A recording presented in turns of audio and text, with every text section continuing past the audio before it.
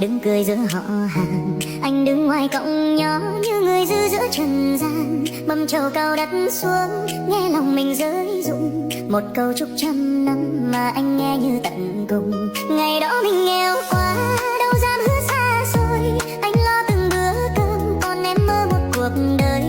Người ta mang xính lễ còn anh mang nỗi lo, nên tới lúc em gật đầu anh biết mình thua rồi.